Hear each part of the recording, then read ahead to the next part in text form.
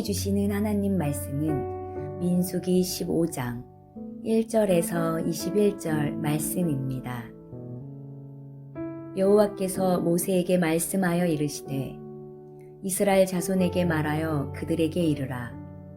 너희는 내가 주어 살게 할 땅에 들어가서 여호와께 화제나 번제나 서원을 갚는 제사나 낙헌제나 정한 절기제에 소나 양을 여호와께 향기롭게 드릴 때에 그러한 헌물을 드리는 자는 고운 가루 10분의 1에 기름 4분의 1 흰을 섞어 여호와께 소제로 드릴 것이며, 번제나 다른 제사로 드리는 제물이 어린 양이면 전제로 포도주 4분의 1 흰을 준비할 것이요, 순양이면 소제로 고운 가루 10분의 2에 기름 3분의 1 흰을 섞어 준비하고, 전제로 포도주 3분의 1 흰을 드려 여호와 앞에 향기롭게 할 것이요, 번제로나 서원을 갚는 제사로나 화목제로 숫송아지를 예비하여 여호와께 드릴 때에는 소제로 고운 가루 10분의 3 에바에 기름 반 흰을 섞어 그 숫송아지와 함께 드리고, 전제로 포도주 반 흰을 드려 여호와 앞에 향기로운 화제를 삼을지니라.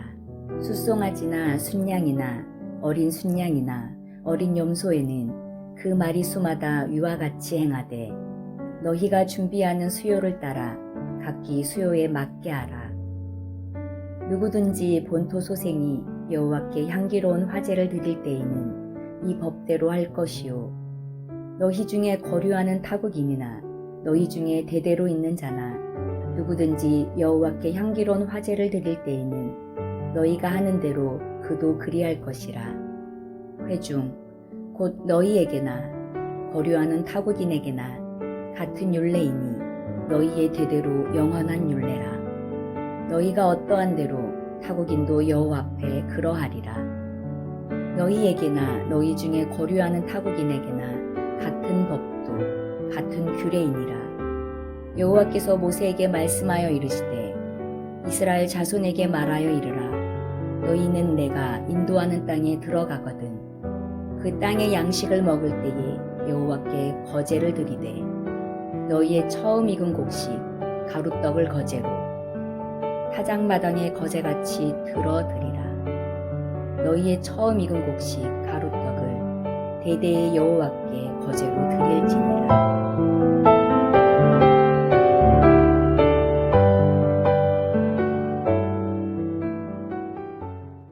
하나님은 모세에게 이스라엘 백성들이 가나안 땅에 들어가서 이제 예배를 드리게 된다면 다음과 같은 예배를 드리라고 말씀하셨습니다. 오늘 본문의 첫 절인 민수기 15장 1절부터 보면 여호와께서 모세에게 말씀하여 이르시되 이스라엘 자손에게 말하여 그들에게 이르라. 너희는 내가 주어 살게 할 땅에 들어가서 여호와께 화제나 번제나 서원을 갚는 제사나 낙헌제나 정한 절기제에 소나 양을 여호와께 향기롭게 드릴 때에. 민수기 15장은 이처럼 제사법을 다루고 있습니다. 이것은 레위기 1장부터 7장에 나오는 5대 제사법의 보완이라고도 말할 수 있습니다. 우린 그러므로 레위기 이미 소개했었던 5대 제사법을 먼저 정리하면 좋습니다. 이스라엘에는 5개의 큰 제사가 있는데 번제와 소제와 화목제와 속죄제와 그리고 속건제입니다. 번제는 올라가다, 높이다 라는 뜻인 아라에서 파생한 단어인데, 이 번제라는 히브리어 올라라는 단어입니다. 위로 올려지는 제사, 위로 올라가는 제사를 뜻합니다. 우리말의 의미가 비슷해서 외우기가 쉽습니다. 위로 드려지는 제사다. 그래서 번제가 히브리어로 올라입니다.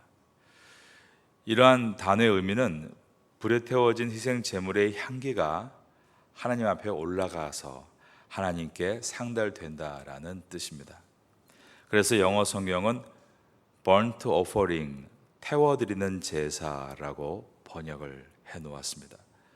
번제 제물의 종류로는 숫송아지, 수양, 수염소, 그리고 비둘기입니다. 모든 제물은 흠이 없고 일련된 수컷으로 드리라고 되어 있고 그 대신 비둘기만큼은 수컷, 암컷 가리지 않고 드릴 수 있다라고 되어 있습니다. 이것은 드릴 것이 없는 가난한 이들을 위한 하나님의 배려입니다. 번제의 방법은 헌물을 드리는 사람이 짐승을 이끌고 회막문 앞에 옵니다. 그리고 헌물을 드리는 사람이 짐승의 머리에 손을 얹고 안수합니다. 이것은 축복의 안수가 아니라 내 죄악을 이 짐승에게 전가시키는 것입니다. 그리고 헌물을 드리는 사람이 제물을 잡아 그 피를 제사장에게 주면 제사장은 그 피를 번제단 사면에 뿌린 것입니다. 이처럼 헌물을 드리는 사람이 직접 제물의 가죽을 벗기고 각을 뜨는 것이었습니다. 이것은 우리 각자가 해야 될 일이 있다는 것을 보여주고 우리 각자의 행위가 중요함을 보여줍니다.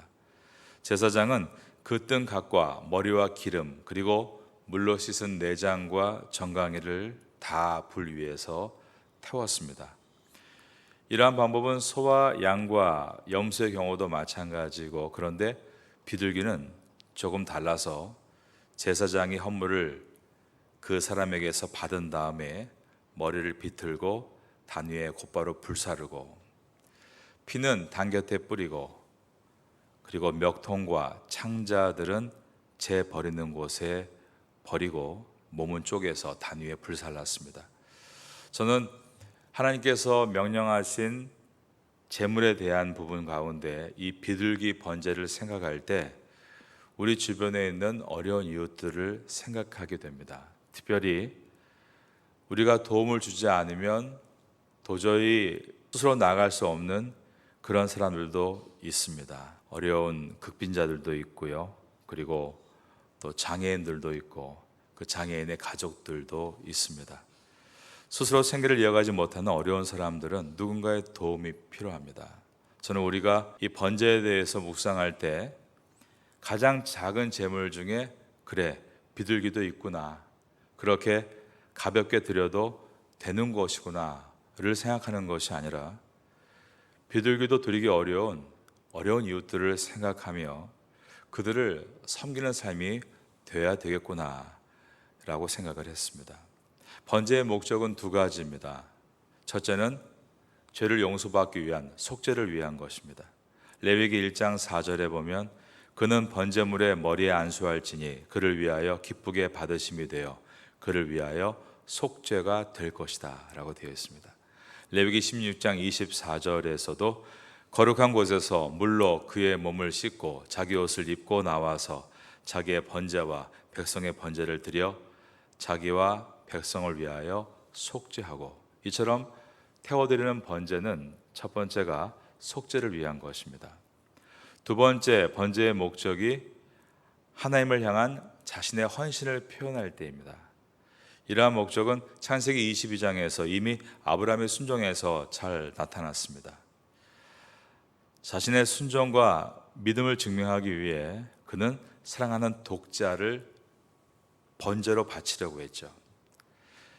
그러한 믿음과 순종을 하나님께서 받아주시고 이것은 하나님의 테스트, 시험이었기 때문에 그를 위해 미리 번제를 쓸 양을 준비해 주심으로 아브라함은 하나님께 번제를 통해 자신의 헌신을 증명해 보여주었습니다. 이처럼 번제를 드리는 목적은 첫째가 죄를 용서함 받는 속죄를 위해서이고 두 번째가 헌신을 위해서입니다. 오늘날로 바꿔보면 우리가 하나님께 헌금을 드린다는 것이 헌신의 한 부분인다는 것을 생각해야 합니다. 아무런 섬김과 봉사가 없이 헌금만 드리면 된다.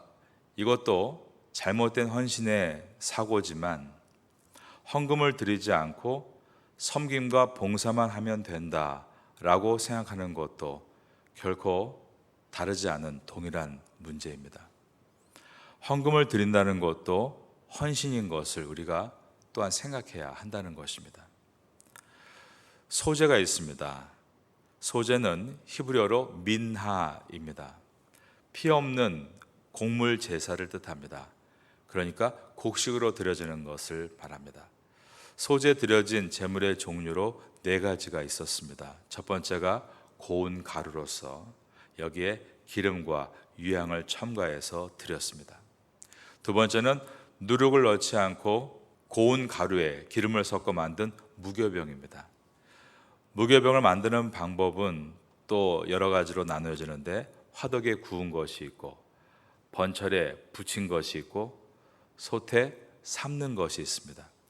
이처럼 소제는 고운 곡식 가루에 기름과 유향을 첨가해서 드리는 것과 그것을 무교병을 만들어 드리는 것, 이와 같은 방법들이 있었습니다.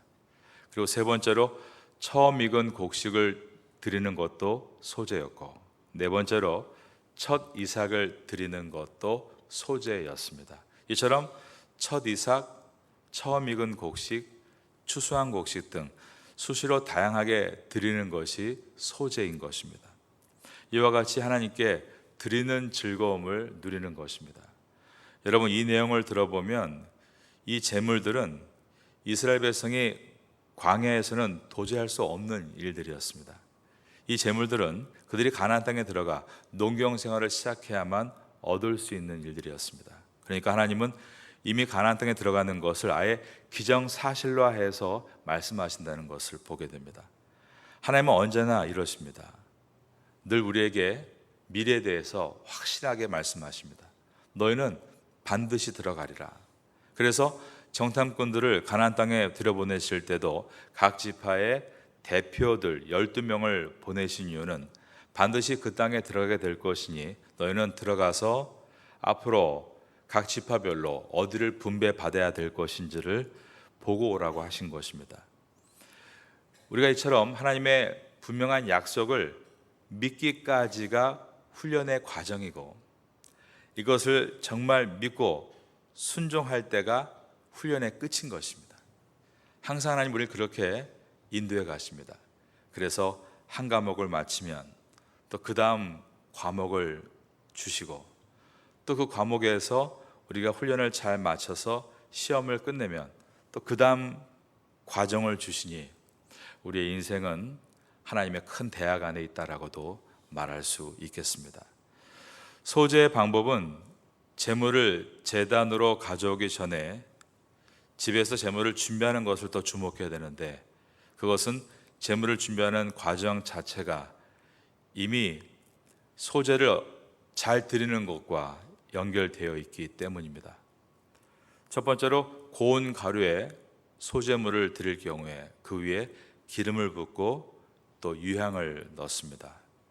그리고 제사장에게로 가져온 다음에 제사장은 고운 가루 한 줌과 그 유향을 취해서 기념으로 제단 위에 불살한 다음에 나머지는 제사장들의 음식으로 취한 것입니다. 둘째로 무교병을 소제로 삼을 경우인데 이때도 화덕에 구운 것, 솥에 삶은 것 등은 고운 가루에 기름을 섞어서 만들고 번칠에 구울 경우에는 고운 가루에 누룩이 없이 기름과 섞어 구운 후에 조각으로 나누어 그 위에 기름을 부어 가지고 왔습니다. 오늘날 하나님께 드리는 이 번제와 소제는 우리의 헌금이라고 말할 수 있겠습니다. 옛날 우리 어른들이 하나님께 드리는 헌금을 어떻게 준비했는가? 실제로 어떤 분들은 헌금을 위해 준비한 돈을 미리 모아두었다가 돈이 구겨진 경우에는 다리미로 다려서 가지고 나오는 일들이 있었습니다. 중요한 것은 미리 준비했다는 것입니다. 미리 가지고 있는 재정을 늘 확인하고 그 안에서 하나님께 드릴 것을 미리 준비하고 드리는 기쁨을 가지고 주 앞에 나온 것입니다. 헌금이 헌신이라면 헌금은 분명히 드려지기 어려운 돈이어야 맞습니다.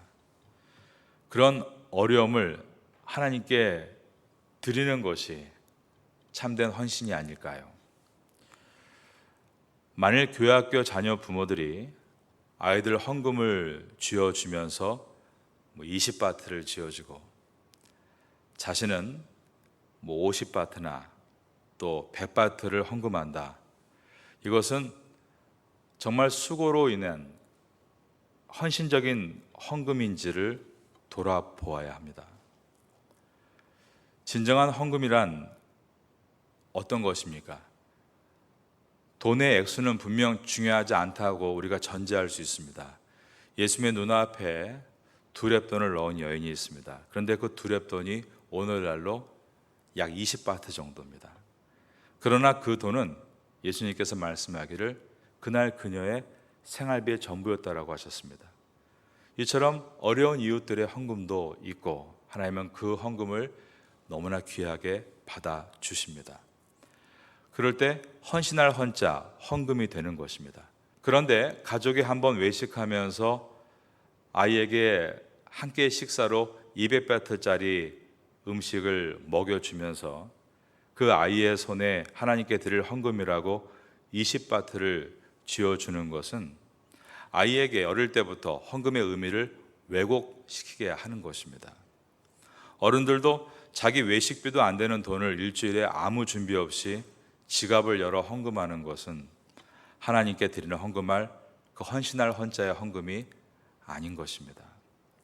무교병의 소재물 역시 제사장에게로 가져가면 제사장은 그것 중에 기념할 만큼을 취해서 여호와께 화제로 드리고 나머지는 제사장들의 음식으로 취했습니다.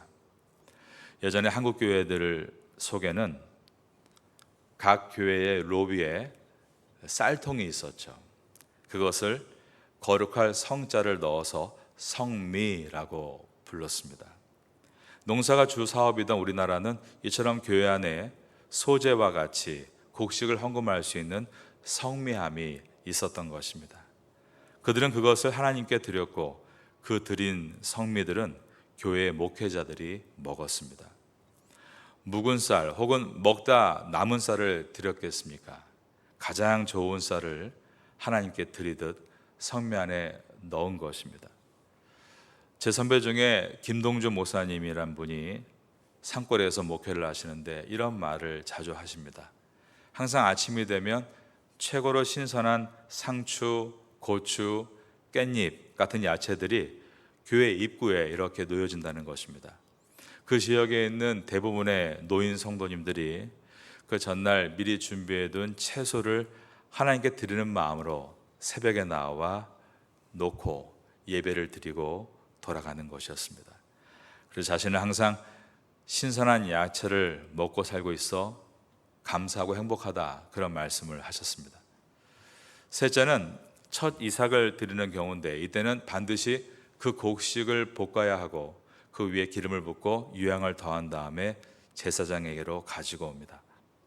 제사장은 또 마찬가지로 그 얼마와 유향을 취해서 하나님께 화제로 드린 다음에 그 나머지는 제사장들이 음식으로 취했습니다.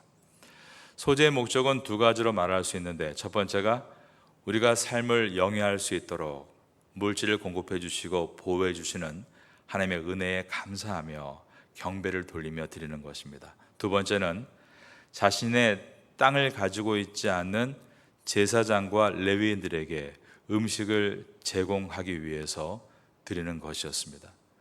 여기서도 보면 기본적으로 땅이 있어야 드릴 수 있는 것이 소재입니다. 그러기에 하나님께서 소재를 드리라고 이 광야에서 가르치시는 것은 그들은 마땅히 이제 가나안 땅에 들어간다라는 전제로 말씀을 하시는 것이었습니다. 어떻게 보면 우리 가운데 가장 믿음이 좋은 분이 하나님이십니다. 우리는 할 수 없다, 드릴 수 없다, 포기하지만 하나님은 할 수 있다, 내가 그렇게 할 것이다 라고 약속하시는 것입니다. 세 번째, 화목제가 있습니다. 히브리어로 제바흐 쉐라빔이라는 이 화목제는 도륙, 희생을 뜻하는 제바흐와 정다운이라는 쉐라밈의 합성어입니다. 화목하게 드리는 제사. 그래서 평화로운 관계를 얻고자 드리는 희생제물을 말합니다. 제물의 종류는 소와 염소와 양이었습니다. 먼저 소와 염소인 경우 흠없는 것으로 암컷, 수컷 구별 없이 드릴 수 있는 것이 화목제였습니다. 전부를 드리는 것은 아니고 내장에 덮인 기름과 내장에 붙은 기름, 두 콩팥과 그 위에 기름, 허리 근방에 있는 것과 간에 덮인 커플, 이와 같이 부분을 하나님께 드렸습니다. 양인 경우도 소와 마찬가지로 흠없는 것으로 하되 암수 어느 것 상관이 없었습니다. 양의 경우 양의 기름만을 드리고 또 소와 염소와 다르게 등심뼈 이쪽 부분에 베어낸 기름을 드렸습니다. 두 콩팥과 간에 덮인 기름과 커플만을 콩팥과 함께 드렸습니다. 이러한 부분들은 가장 귀한 것을 드렸다, 이렇게 이해하시면 되겠습니다. 화목제를 드리는 방법은 번제 방법과 유사합니다. 태워 드리는 것입니다. 헌물을 드리는 사람이 짐승을 끌고 성막 앞에 나오면 또 머리에 안수를 하고 제물을 잡아 피를 제사장에게 주고 제사장은 그 피를 번제단 사면에 뿌리는 것입니다. 그런데 이 화목제의 목적은 이제 하나님과 깊은 관계를 위해서 하나님과의 화목과 은혜를 얻기 위해서 드리는 것이 화목제입니다. 또 우리가 요제 그리고 거제라는 단어를 오늘 보게 되는데, 이 요제와 거제는 흔들어 드리는 것, 그리고 거제는 이렇게 들어 올려 드리는 것을 뜻합니다. 네 번째로 속죄제가 있습니다. 속죄제는 죄에 대해서 용서함 받기 위해 드리는 제사입니다. 하타트라는 히브리어는 하마르티아와 같은 의미를 갖고 있는데, 죄란 뜻이 하마르티아, 관역에서 벗어나다. 그러기에 속죄제는 하나님의 법에서 벗어난 죄로부터 청결과 속죄함을 얻기 위해 드리는 제사를 뜻합니다.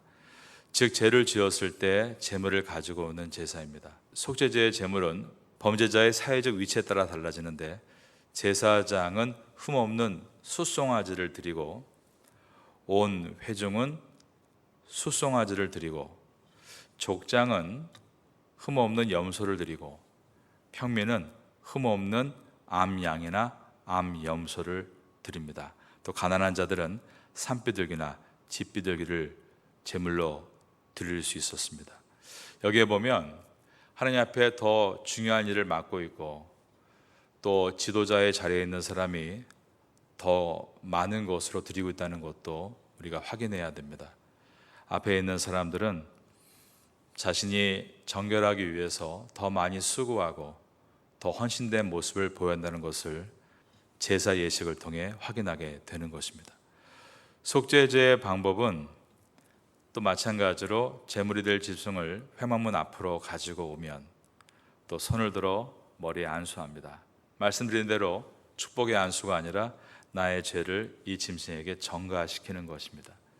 제물을 가지고 온 사람이 짐승을 잡아 피를 제사장에게 주면 제사장은 그 피를 손가락으로 찍어서 성소 앞에 7번 뿌리고 향단불에 바른 후 회막 앞과 번제단 밑에 전부 쏟았습니다. 이처럼 피의 제사입니다. 그러므로 죄를 사함 받은 것입니다. 마지막으로 속건제입니다. 히브리어로 아수암이라고 하는데 죄가 아닌 범죄, 길트라는 영어 단어로 번역이 됩니다. 이것은 하나님께 대한 범죄가 아니라 사람에게 대한 죄, 윤리적인 죄, 법적인 죄를 뜻합니다.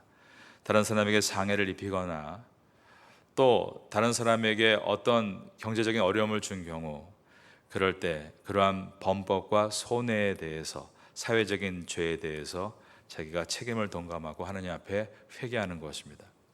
윤리적인 죄, 도덕적인 죄입니다. 이러한 죄들을 용서받기 위해 드리는 제사가 속건제였습니다. 자, 이와 같이 하나님은 우리에게 매우 분명하고 정확하게 말씀하고 있습니다. 우리가 죄를 어떻게 다뤄야 되는지, 구체적으로 하나님을 향한 죄에 대해서는 어떻게 해결하고 사람과의 죄에 대해서는 어떻게 해결할 것인지를 가르치고 계신 것입니다. 속죄제가 하나님께 범죄한 죄였다면 속건제는 인간에게 범죄한 도덕적인 범죄를 뜻합니다. 속건제의 제물은 범죄 형태에 따라 매우 다양하게 나타나고 있기 때문에 이것을 다 열거하기는 어렵습니다. 이 부분에 대해서는 레위기에 자세하게 기록되어 있습니다. 요약해 본다면 마찬가지입니다. 흠없는 일련된 수양, 그리고 범죄물과 그 범죄문에 5분의 1을 더해서 돌려주는 것입니다. 자, 이와 같이 결코 하나님의 방법은 불가능하지도 않지만 가볍지도 않습니다. 잘못한 것이 있다면, 그것을 깨닫게 되었다면 어떤 사람들이 이렇게 말합니다. 하나님께만 회개하면 되지. 그것이 아니죠.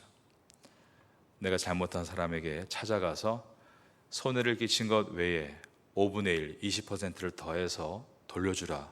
이처럼 정확하게 말씀하고 있는 것입니다. 중요한 5대 제사 외에 또 무엇이 있는가? 오늘 본문 가운데 민수기 15장 3절을 보겠습니다. 여호와께 화제나 번제나 서원을 갚는 제사나 낙헌제나 정한 절기 제에 소나 양을 여호와께 향기롭게 드릴 때에, 3절에 보면 화제, 이제 번제와 같은 말이죠. 태워드리는 것입니다. 서원을 갚는 제사, 이것은 아까 자발적으로 드리는 화목 제물 이야기입니다. 그리고 낙헌제라는 말이 나오는데, 낙헌제란 즐거울 낙자에 바칠 헌자를 써서 아까 화목 제물이 자원함으로, 서원함으로, 감사함으로 했다, 그런 내용과 같이 이 낙헌제는 그렇게 감사와 즐거움으로 드리는 제사를 말합니다. 이어서 4절과 5절을 보겠습니다. 그러한 헌물을 드리는 자는 고운 가루 10분의 1에 기름 4분의 1흰을 섞어 여호와께 소제로 드릴 것이며, 번제나 다른 제사로 드리는 제물이 어린 양이면 전제로 포도주 4분의 1흰을 준비할 것이요. 이 부분을 자세히 보면 포도주를 준비하라, 이 말씀은 즉 농사를 짓지 않으면 일어날 수 없는 일입니다. 즉 하나님께서 가나안 땅에 들어가서 포도 농사를 하게 되면 준비할 제물이라고 하셨습니다. 6절에 숫 양이면 소제로 고운 가루 10분의 2에 기름 3분의 1을 섞어 준비하고, 7절에 보면 전제로 포도주 3분의 1흰을 드려 여호와 앞에 향기롭게 할 것이요. 전제가 무엇일까요? 자, 19절에는 거제라고 나오는데, 이 거제, 이것은 우리가 아까 말씀드린 대로 제물을 높이 들고 이렇게 드리는 것을 말합니다. 요 제는 흔들어 드리는 것입니다.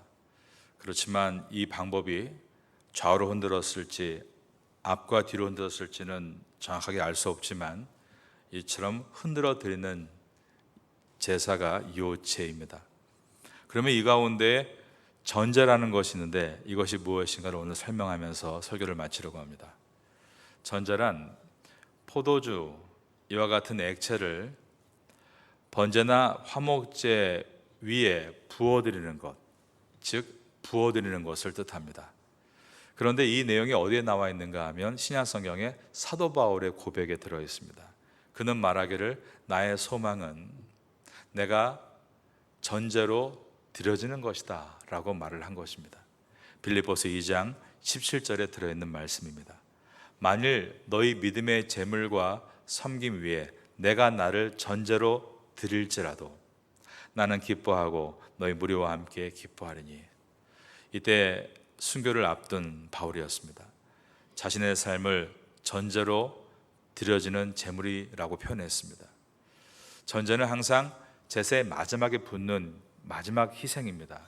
이것은 사도 바울이 사역의 마지막 단계에 있다는 것을 본인이 알고 있다는 것이고, 자기 인생 전체 모두가 하나님께 드리는 제물이 되고 싶고, 마지막 의식으로 나는 전제까지 가고 싶다라는 표현입니다. 그리고 바울의 마지막을 고백하고 있는 이러한 서신서 속에 우리 후배들에게 주는 선물이 있습니다. 그것은 하나님의 사람은 어떻게 끝을 맺어야 할지를 자신을 통해 보여줌으로 많은 후배들에게 사명감을 깨닫게 해주는데, 이것은 또한 바울의 스승이신 예수님께서 십자가위에서 마지막까지 피를 흘리심으로 전제로 순교하신 것을 바울이 따라했기 때문이었습니다.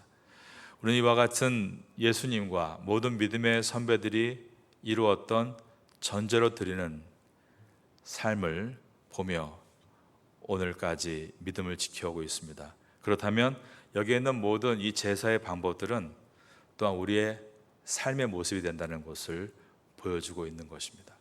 온전한 희생과 헌신과 삶이 이런 것이다라는 것을 이 모든 제사가 보여주고 있습니다. 이 제사를 우리가 이렇게 설교로 들으면 고상할 수도 있고 또 어떤 정보가 될 수 있지만, 이 제사를 현장에서 본다면 정말로 피냄새가 진동하는 제사입니다. 이 모든 것은 예수님의 보혈을 상징합니다. 그분의 피가 없었다면 우리는 결코 하나님과 화목할 수 없고 기쁨으로 나아갈 수 없으며 우리의 죄를 용서할 수 없다는 것을 예배가 보여주고 있는 것입니다.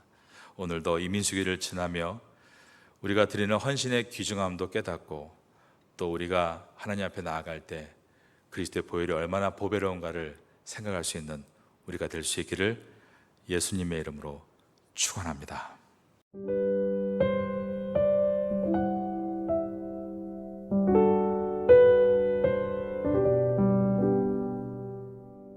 지금은 함께 기도하는 시간입니다. 4월 공동 기도 제목은 첫째, 선교를 위해 기도하는 교회가 되게 하소서. 둘째, 이 지역 교회들의 필요함을 채워주는 교회가 되게 하소서. 셋째, 지역 사회를 섬기는 교회가 되게 하소서. 넷째, 태국 목회자들과 한국 선교사들을 후원하는 교회가 되게 하소서. 말씀을 붙잡고 기도하는 귀한 시간 되시기를 소망합니다.